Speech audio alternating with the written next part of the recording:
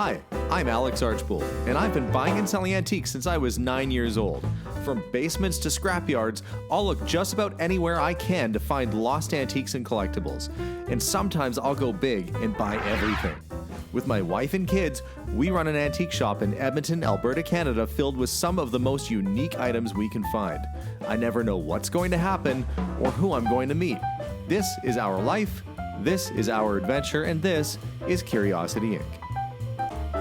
From home, honey.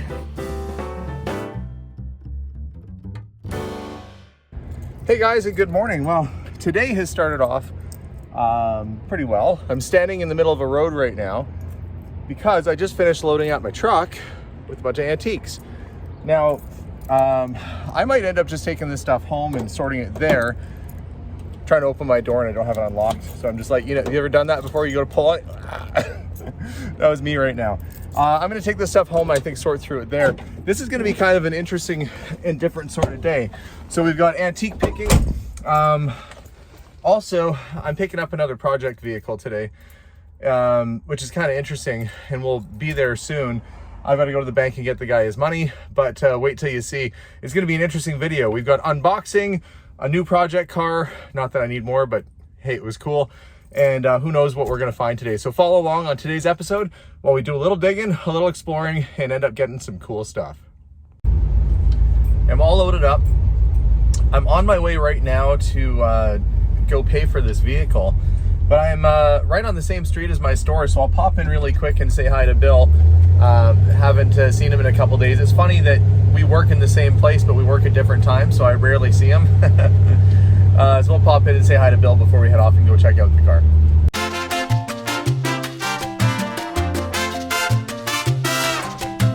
I did forget to tell you guys too that I had some really good news.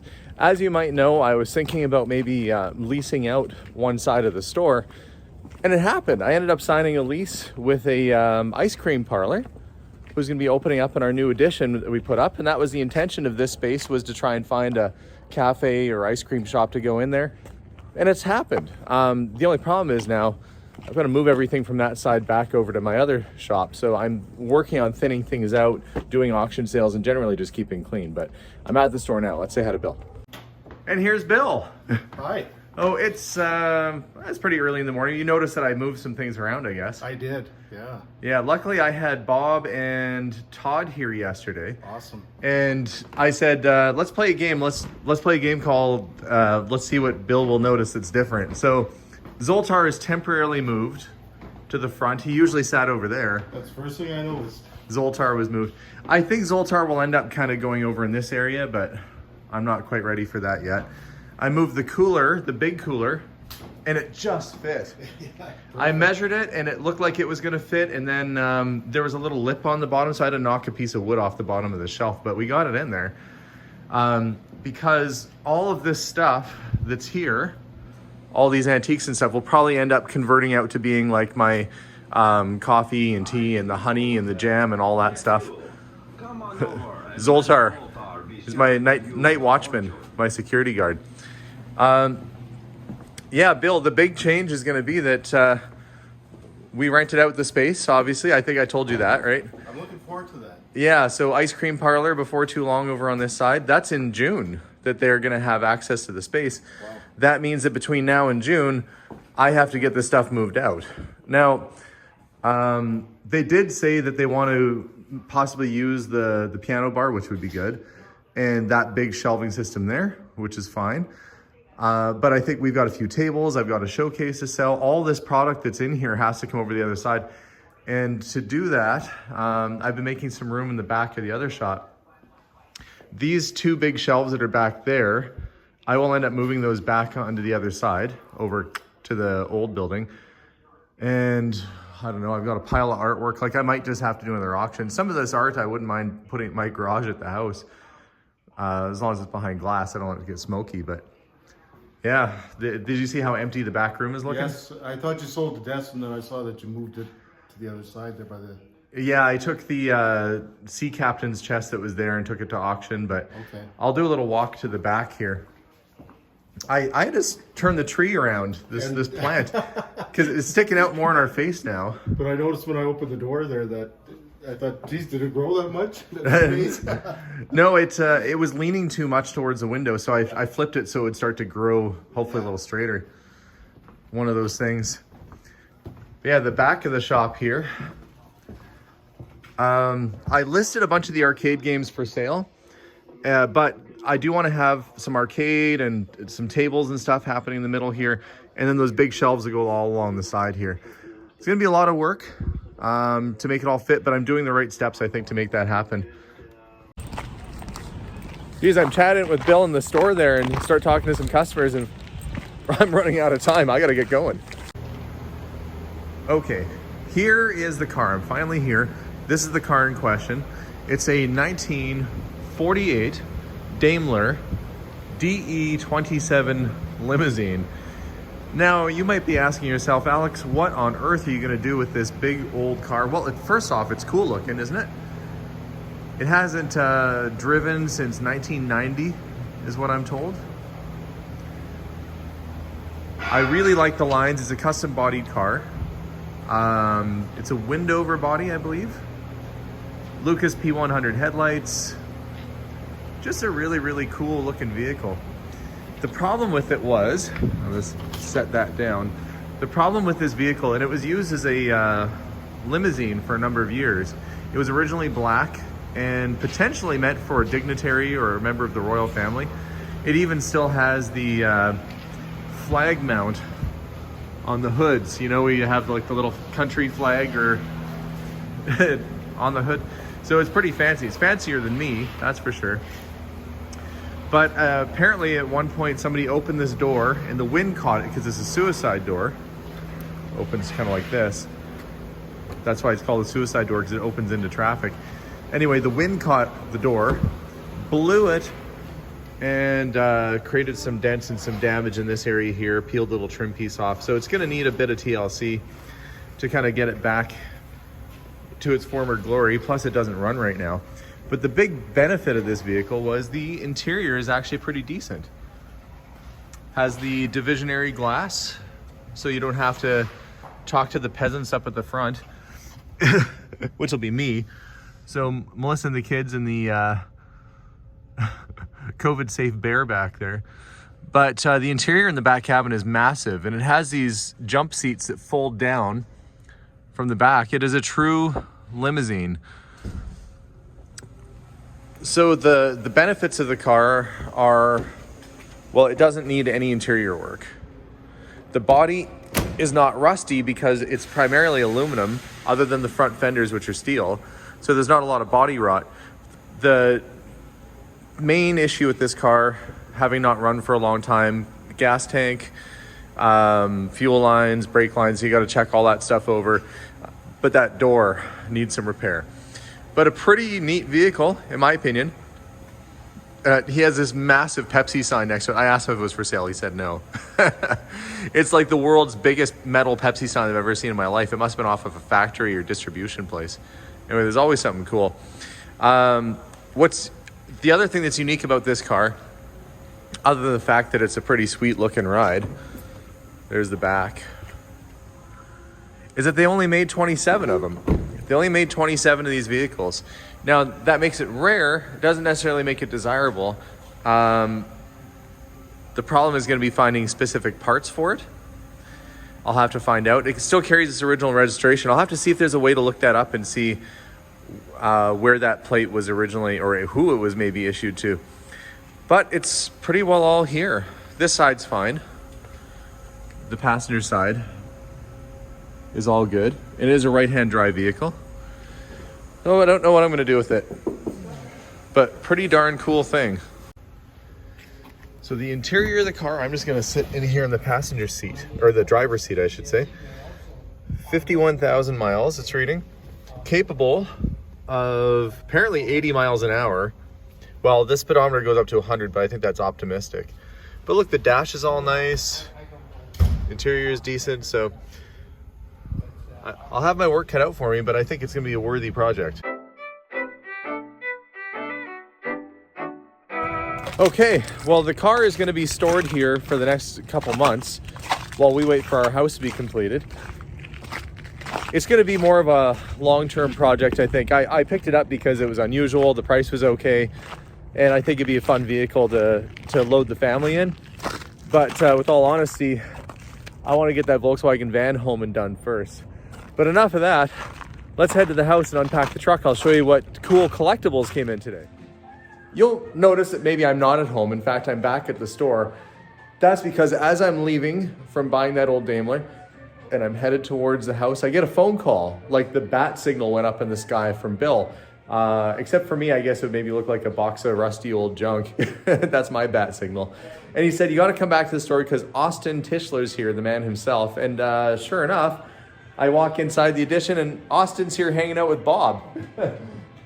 You guys look nice and cozy in this side.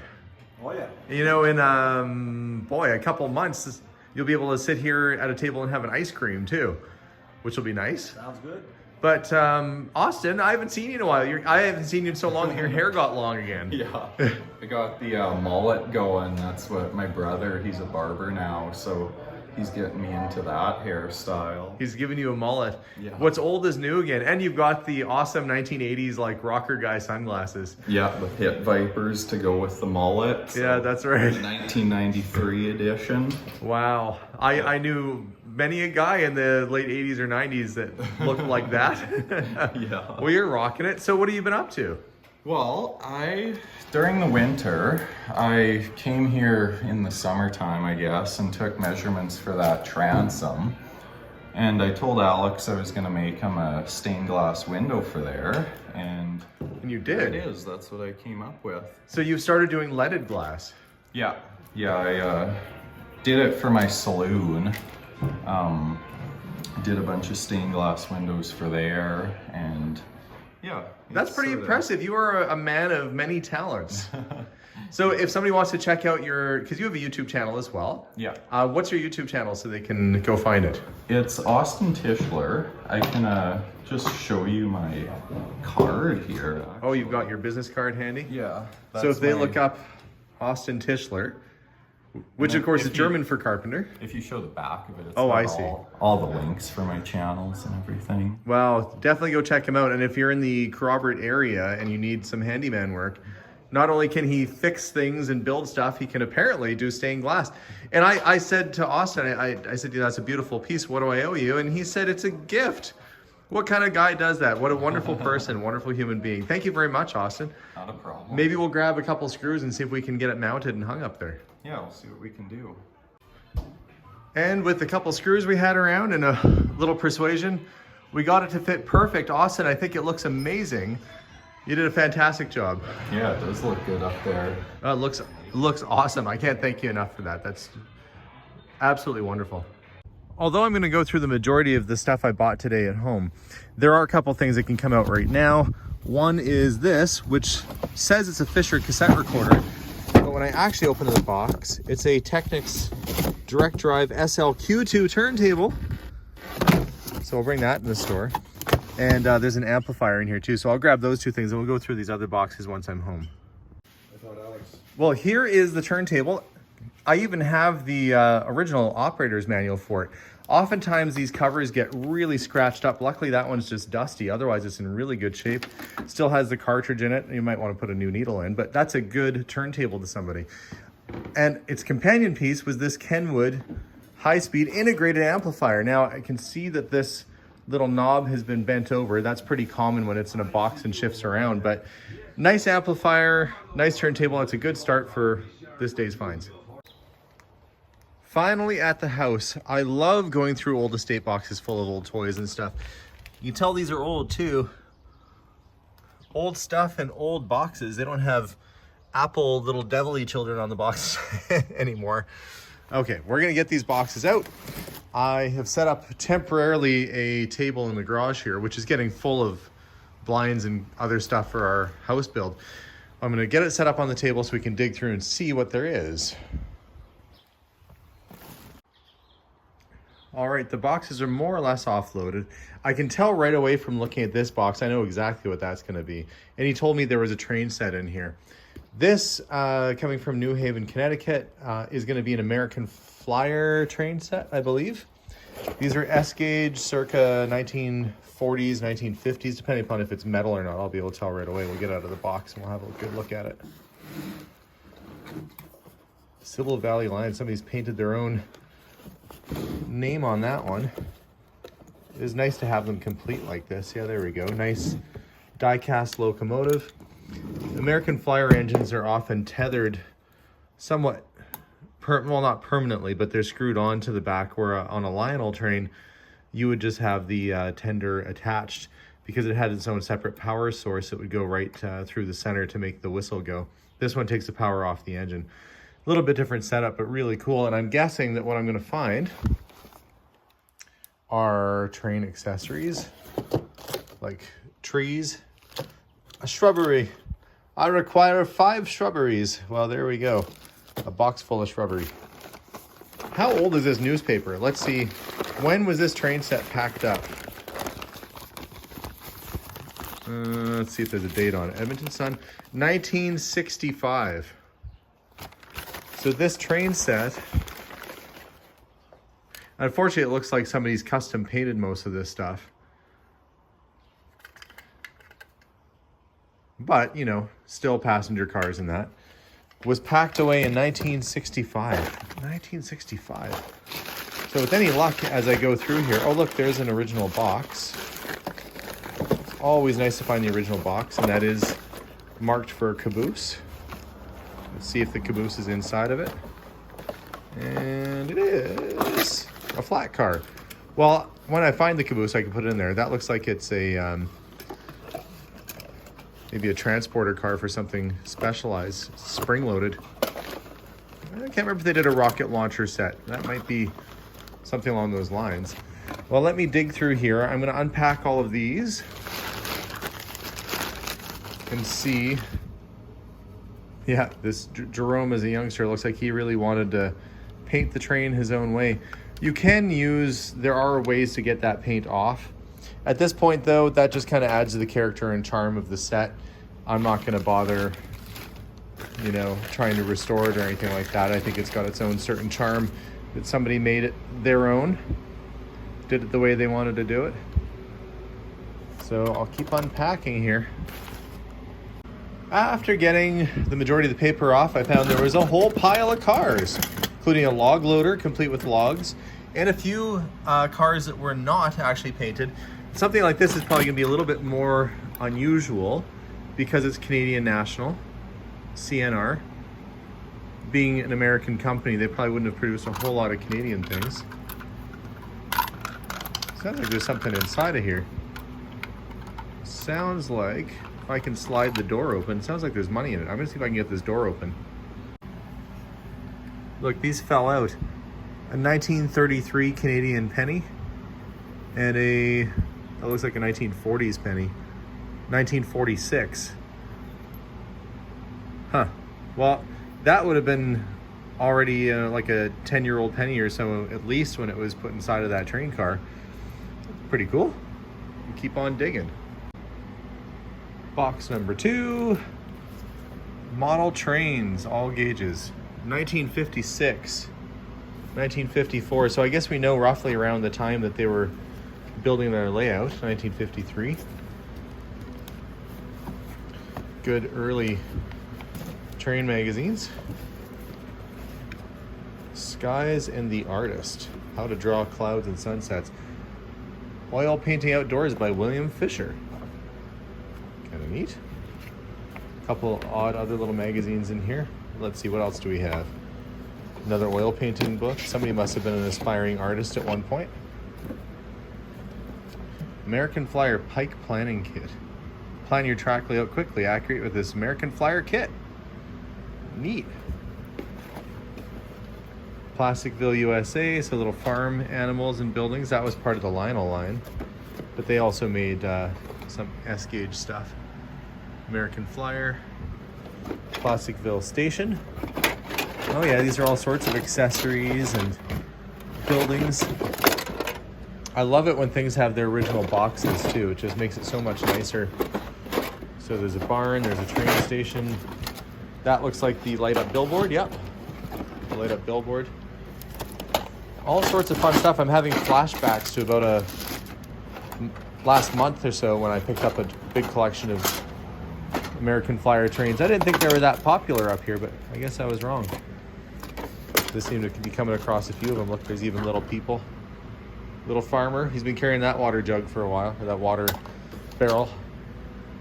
Pail. Good grief. Okay. This box, I'm going to put this stuff back in here. This looks like it's mainly track. Now, oh, except for that. That's not track.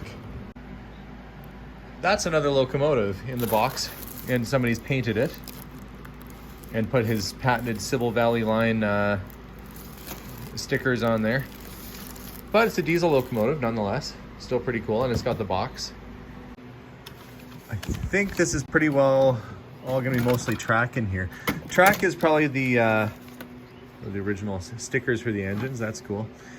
Track switches are okay, but track is pretty easy to come across, and a lot of guys prefer to buy the new stuff just because you don't have to worry about connection issues and stuff. So a lot of times the track is actually the least valuable part of a train set, but when you're selling a complete set, it's nice to have a nice old transformer.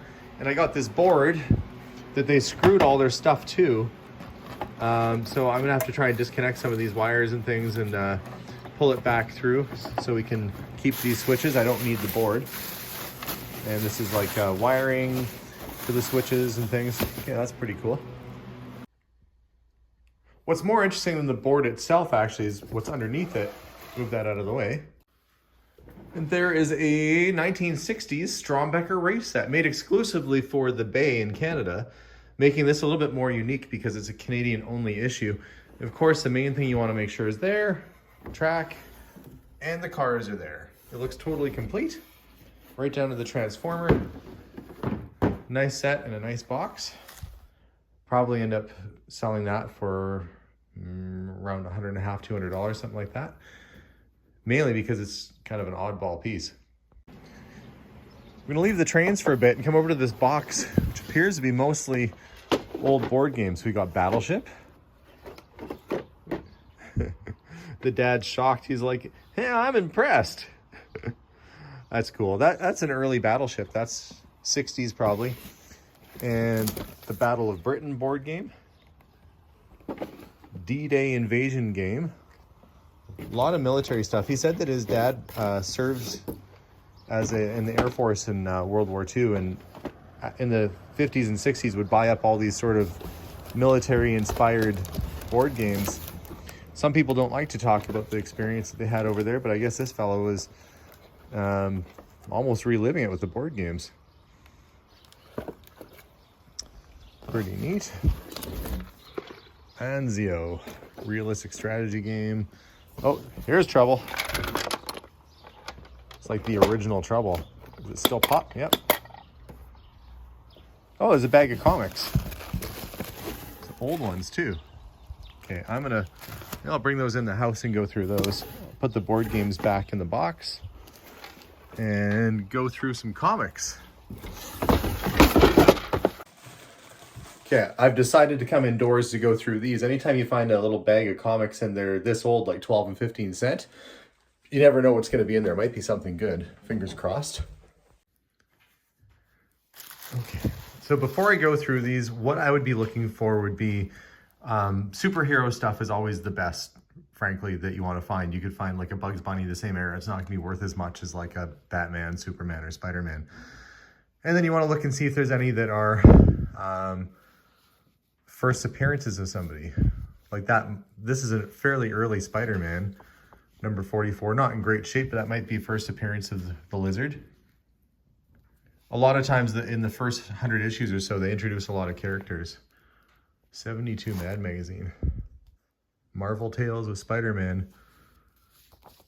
It's always worth, I'm going to just sort of separate these out. So the Dennis the Menace isn't going to be super great, but what I do have to go through are all the superhero comics, and it's nice finding some 15, some 12-cent comics mixed in here. That's a big Tarzan. The Electric Company magazine. Wow. My dad used to quite like Mad magazines. Incredible Hulk. Because I'm not an expert on comics, I'm just sort of a generalist. I kind of have an idea what to look for. Like I know the early stuff like this, like a 12-cent Thor, number 114, that's going to be a better comic than obviously the Walt Disney comics and stories. There's another Incredible Hulk. There is an issue, I can't remember what number it is though, and it's the first appearance of Wolverine. I think that's a pretty valuable one. I don't know if that'll be in there. More Mad magazines. And that one has the replica of the very first Mad. Yeah, look, it's still in there. Replica of the very first Mad magazine inside. Archie Comics.